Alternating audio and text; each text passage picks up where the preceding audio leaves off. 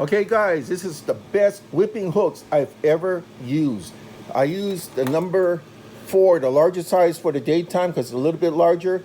The number 6 I use at night, and I get Reds Akule. Yes, Akule from shore, all right? These are the Mustad. They're called bait holders sliced shank, all right? And let me show you the reason why. Now this is what it looks like. Now take a look. Look at that.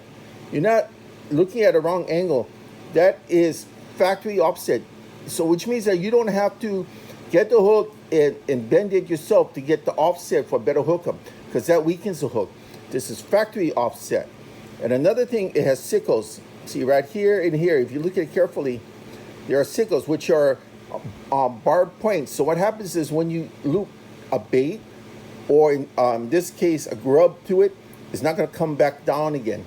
So my favorite are these, a CHL. This one here is called Old Baby by Completely Hooked Lures, Landon Yamamoto. And hey Landon, if you're listening, I'm almost out again. But these are good. I prefer that one because it's good for daytime as well as night because it glows in the dark. Alrighty, so see what you do is you just pull it through without poking yourself, because right now it's hard to do this in the angle I'm at. See, I already went through one sickle, boom, 2. So right now it's on. Look how nice that presentation is. And because the hook is offset, you just have to bring it in fairly fast, and the lure is just gonna, the grub is just gonna do that in the water already. See that? Factory offset.